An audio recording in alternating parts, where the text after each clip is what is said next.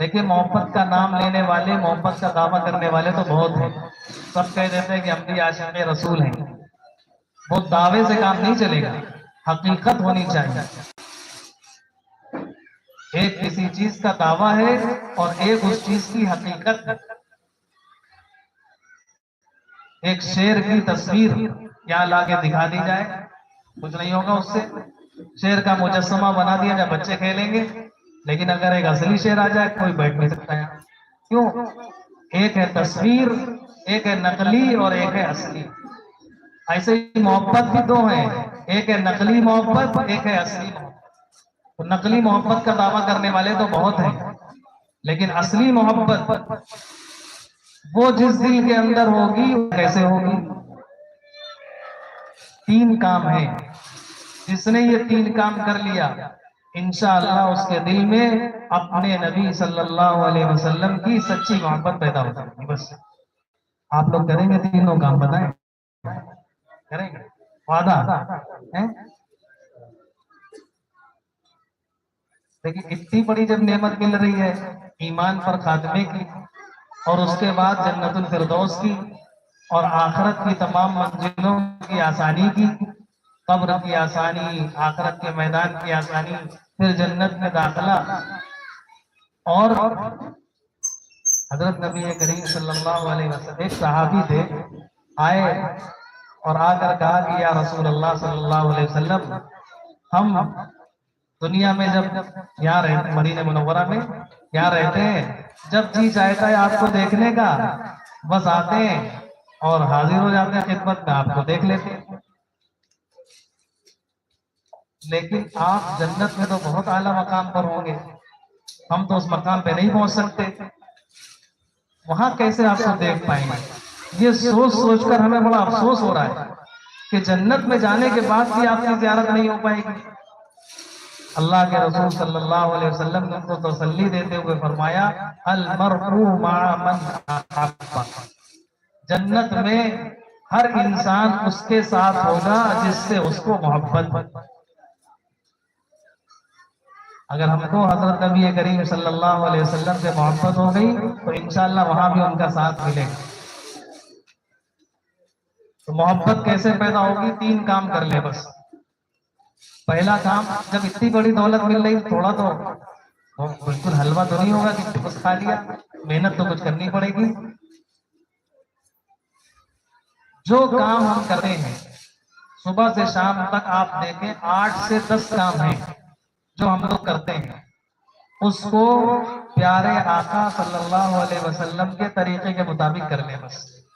جیسے مثلا ہم سب سوتے ہیں، جیسے نبی سوتے تھے ویسے سو جائیے، اتنا کرنا ہے.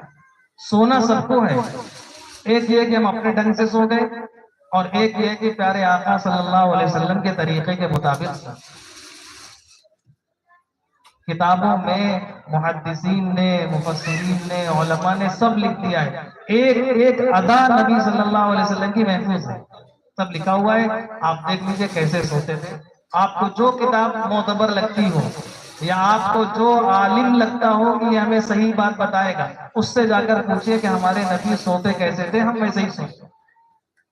بس آپ کا یہ سونا انشاءاللہ حضرت نبی کریم صلی اللہ علیہ وسلم کی محبت آپ کے دل کے اندر دھیمے دھیمے پیدا کر دے گا. جس کی انسان نقل کرتا ہے اس سے محبت پیدا ہی ہو جاتا ہے. آج کل بہت سے لوگ بال طرح طرح کے رکھواتے ہیں، یا آپ نے دیکھا ہوگا پینٹ پھٹی پینٹ پہنے ہوئے. کس کی نقل ہے یہ؟ جس سے محبت ہو جاتی ہے اس کی پھٹی چیزیں بھی اچھی لگتی ہیں. اور اللہ کے رسول صلی اللہ علیہ وسلم تو جو طریقہ لے کر آئے تھے، اللہ نے قرآن میں فرمایا لَقَدْ كَانَ لَكُمْ فِي رَسُولِ اللَّهِ أُسْوَةٌ حَسَنَةٌ. اس سے بہتر اور پیارا کوئی طریقہ نہیں. سونے کے جتنے طریقے ہیں، انسان جیسے جیسے سو سکتا ہے، اس میں سب سے بہترین سونے کا طریقہ ہمارے اور آپ کے پیارے آقا حضرت محمد الرسول اللہ صلی اللہ علیہ وسلم کا ہے. یہ ہمارا یقین اور ایمان ہے. آپ لیٹ کر سوئیں، بائیں کروٹ سو جائیں، سیدھے سو جائیں آسمان کی طرف منہ کر کے، پیٹ کے بل سو جائے، یعنی پیٹھ آسمان کی طرف ہو، پیٹ زمین پر ہو، یا دائیں کروٹ سو جائے. یہ چار ہی طریقے ہیں سونے. ان چاروں طریقوں میں آج کی سائنس بھی ایک ماننے پر مجبور ہو گئی کہ سب سے بہتر طریقہ انسانی جسم کے لیے دائیں کروٹ سونا ہے. دل اس میں لٹکا رہتا ہے، پوری رات حرکت کرتا رہتا ہے، باڈی کو جتنے بلڈ کی ضرورت ہوتی ہے پوری رات وہ سرکولیٹ کرتا رہتا ہے.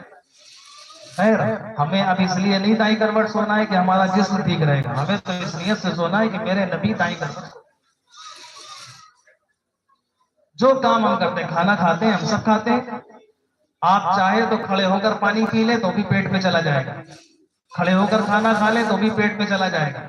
شادی بیاہ میں کھاتے ہیں لاکھوں انسان، ہزاروں انسان جانوروں کی طرح کھاتے ہوئے مل جائیں گے آپ کو. اور ایک یہ کہ ہم انسانوں کی طرح اپنے نبی صلی اللہ علیہ وسلم کے طریقے کے مطابق دسترخوان بچھا کر، ہاتھ دھو کر، بسم اللہ پڑھ کر سنت کے مطابق کھا لیں. کھانا ویسے بھی پیٹ میں جائے گا، ویسے بھی پیٹ میں جائے گا، لیکن سنت کے حساب سے جب کھانا کھائیں گے تو کھانا بھی پیٹ میں جائے گا اور نبی صلی اللہ علیہ وسلم کی محبت بھی دل میں جائے گا. تو جو کام ہم صبح سے بس انشاءاللہ ان کی محبت ہمارے دل میں سچی محبت پیدا ہوگی، جھوٹی نہیں، دعوے والی نہیں، عمل والی محبت پیدا ہوگی. دوسرا کام جس سے حضرت نبی کریم صلی اللہ علیہ وسلم کی محبت، سچی محبت ہمارے دل میں پیدا ہوگی، وہ کیا ہے؟ اللہ کے رسول صلی اللہ علیہ وسلم کے بہت احسانات ہیں. ان احسانات کو ہم اور آپ ادا کر ہی نہیں سکتے، سوچ نہیں سکتے ان کے احسانات کو ادا کرنے. ان کے انعامات، ان کے احسانات، انہوں نے کیا کیا امت کو دیا ہے، اس میں ایک بہت بڑا تحفہ حضرت نبی کریم صلی اللہ علیہ وسلم نے امت کو عطا فرمایا ہے، اور جس سے ہم بہت دور ہو گئے. وہ تحفہ ہے دعاؤں کا تحفہ. مسنون دعائیں، ہر وقت کی دعائیں سکھائی حضور صلی اللہ علیہ وسلم. سو کر اٹھنے کی دعا، سونے کی دعا، واش روم بیت الخلا جانے کی دعا، وہاں سے باہر نکلنے کی دعا، گھر میں داخل ہونے کی دعا، گھر سے باہر نکلنے کی دعا، کھانا کھانے سے پہلے کی دعا، کھانا کھانے کے بعد کی دعا، ہر وقت کی دعائیں سکھائیں. یہ دعائیں، مسنون دعائیں، یہ اتنا بڑا تحفہ ہے. اور وقت نہیں ہے، ورنہ ایک ایک دعا میں کیسی اللہ پاک نے طاقت رکھی. ایک دعا دیکھیے، ہم جب گھر سے باہر نکلتے ہیں کیا سکھایا؟ جب گھر سے باہر نکلو پڑھو بسم اللہ توکلت علی اللہ لا حول ولا قوت الا باللہ. چھوٹی سی دعا ہے. حدیث پاک میں آتا ہے جب کوئی بندہ یہ دعا پڑھ کر گھر سے نکلتا ہے تو اللہ پاک کے فرشتے متعین ہیں. وہ فرشتے کہتے ہیں کہ اے اللہ، آپ اس کی حفاظت فرمائیے، اس کو سیدھا راستہ دکھائیے، اس کو مصیبتوں سے بچا لیجیے. ایک دعا ہم نے پڑھی، اس دعا کے پڑھنے پر اللہ کی طرف سے ایک فرشتہ مقرر ہے، جو فرشتہ اس دعا کے پڑھنے والے کو یہ دعا دیتا ہے اللہ کی طرف سے کہ اللہ، جب اس بندے نے آپ کے محبوب کی اس سنت پر عمل کیا ہے، اس دعا کو پڑھا ہے، تو آپ اس کو بچا لیجیے. آپ یہ دعا پڑھ کے نکلیے، انشاءاللہ پورے راستے میں واپس آنے تک آپ کو کوئی دنیا کی طاقت تکلیف نہیں پہنچا سکتی.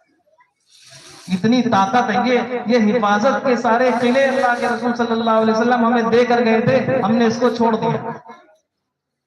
کچھ نہیں ہو سکتا آپ کا. آپ یہ دعا پڑھ کر نکلیے یقین کے ساتھ. کوئی طاقت، نہ جناتی، نہ شیطانی، نہ انسانی، کوئی طاقت نقصان نہیں پہنچا سکتی جو گھر سے باہر نکلتے وقت یہ دعا پڑھ. تو جو دعائیں ہیں مسنون، آج ہمارے بہت سے لوگ طرح طرح کی مصیبتوں میں، پریشانیوں میں گرفتار ہوتے ہیں. ہمارے گھروں کے اندر یہ جو پہلے جو پرانے لوگ ہیں وہ جانتے ہوں گے، ٹوائلٹس وغیرہ بنائی جاتی تھی. اب تو گھر جگہ چھوٹی ہونے لگی اور اٹیچ ٹوائلٹ باتھ روم کا رواج پڑ گیا. اللہ کے رسول صلی اللہ علیہ وسلم نے دعا سکھائی کہ جب ٹوائلٹ جاؤ، بیت الخلا جاؤ، دعا پڑھو اللہم انی اعوذ بک من الخبث والخبائث، کہ اے اللہ، میں آپ کی پناہ چاہتا ہوں خبیث، برے شیاطین مردوں سے اور برے شیاطین جنات عورتوں سے. یہ کیوں سکھایا اللہ کے رسول نے؟ اس کا مطلب وہاں یہ شیاطین، یہ جنات، مرد اور عورتیں جو بری ہیں وہ وہاں رہتے ہیں، اسی لیے تو سکھایا ہے۔ اب ہمارے گھروں کے اندر بنائے، ہم آرام سے جاتے ہیں آتے ہیں جاتے ہیں آتے ہیں، اور گھر کے اندر بھی وہی، جب آپ وہاں ہیں تو روم کے اندر بھی وہ ٹہل رہے ہیں سب، اور آپس میں لڑائی جھگڑے، بیماریاں، بے شمار بیماریوں کا تعلق ہمارے ٹوائلٹ دعا نہ پڑنے کی وجہ سے بے شمار بیماریاں آتی ہیں۔ آپ صرف اس پر عمل کرنے لگی، انشاءاللہ آپ کو خود بہت سی بیماریوں سے حفاظت ہوگی، بہت سی بیماریوں سے۔ یہ اللہ کے رسول صلی اللہ علیہ وسلم ایسا تحفہ امت کو دے کر گئے کہ ہم نے اس تحفے کی قدر کو نہیں پہچانا۔ ہم بار بار ڈاکٹر کے پاس، ان کے پاس بھاگتے ہیں، لیکن یہ حفاظت کے جو چیزیں اللہ کے نبی ہمیں دے کر گئے تھے اس کو ہم نے چھوڑ دیا۔ آپ ان مصنون دعاؤں کا اہتمام کیجئے، اس کے دنیاوی فائدے تو جو بے شمار ہیں وہ ملیں گے آپ کو، اس کے ساتھ ساتھ سب سے عظیم فائدہ جو ملے گا اس دعاؤں کی برکت سے، آپ کے دل میں حضرت نبی کریم صلی اللہ علیہ وسلم کی سچی اور حقیقی محبت پیدا ہوگی۔ پہلا عمل سچی محبت پیدا کرنے کا کہ ہم ان کے طریقوں کے مطابق سارے کام کریں۔ جو کام ہم کرتے ہیں، کپڑا پہننا ہے آپ ایسے بھی پہن سکتے ہیں، پہلے دایاں ہاتھ ڈال دیجیے آستین میں، یہی سنت کا طریقہ ہو جائے گا۔ بس کوئی مشکل، آپ جو کام کر رہے ہیں اس کو آپ کسی نہ کسی طریقے سے تو کریں گے، آپ اس کو نبی کے طریقے سے کر دیجیے۔ اور جو مصنون دعائیں ہیں، چھوٹی چھوٹی دعائیں، صبح سے شام تک کے 10 12 15 کام ہوتے ہیں، ان کی دعائیں یاد کر لیجئے، پہلے کی عمل کے بعد کی 30 40 50 دعائیں زیادہ سے زیادہ ہیں، کوئی مشکل نہیں ہے یاد کرنا، اور ہر عمر کے لوگ یاد کر سکتے ہیں۔ آپ وہ دعائیں یاد کر لیجئے، آپ کی زندگی میں خود ان دعاؤں کی وجہ سے بے شمار برکتیں آئیں۔ تیسرا عمل جو بہت آسان ہے، یہ دو تو تھوڑے مشکل ہیں اس لیے کہ وقت پر یاد نہیں آتے ہیں اگر پابند نہیں ہو، لیکن جب محبت پیدا ہو جائے گی، جب محبت پیدا ہو جائے گی تھوڑے دن کرتے کرتے پھر آپ اس کے بغیر رہ نہیں پائیں گے۔ جس سے محبت پیدا ہو جاتی ہے پھر انسان اس کے بغیر رہ نہیں پاتا۔ تیسرا عمل محبت کا ہم سب کریں، پابندی سے کریں۔ کیا کرنا ہے؟ دیکھیں ان کے اتنے احسانات ہیں، ان کو کبھی تو یاد کرنا چاہیے، کبھی تو یاد کرنا چاہیے۔ ہم صبح سے شام تک بتائیے کتنا وقت ان کے لیے نکالتے ہیں؟ جنہوں نے کسی لمحے ہمیں نہیں بلایا، ہم کتنا وقت ان کے لیے نکالنا؟ تھوڑا سا وقت ان کے لیے نکال کر کچھ درود پاک کا اہتمام کریں۔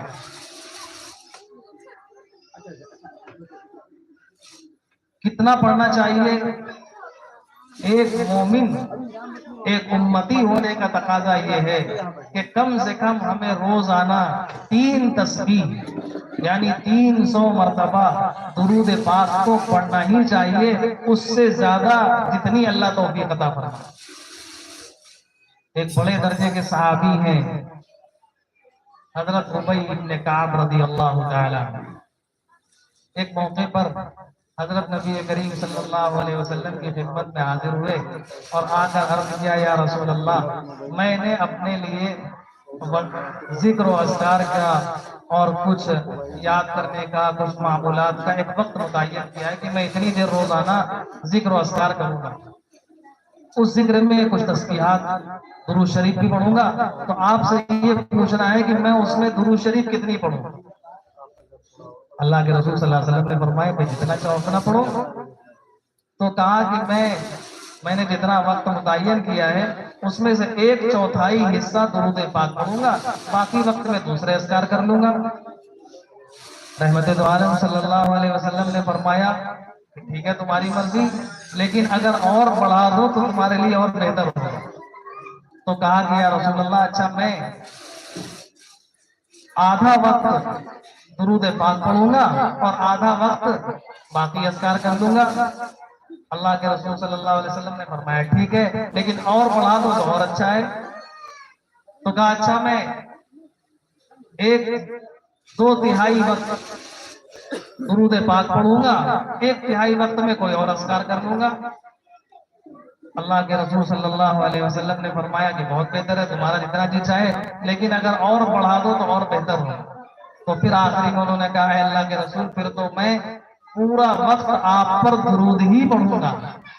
اس موقع پر اللہ کے رسول صلی اللہ علیہ وسلم نے فرمایا کہ اے ابی بن کعب، پھر تو اللہ پاک تمہاری تمام ضرورتوں کے لیے کافی ہو جائے، یعنی پھر تمہیں کچھ اور مانگنے کی ضرورت ہی نہیں پڑے گی، ساری ضرورتیں وہ اپنے خزانے غیب سے پوری فرما دیں۔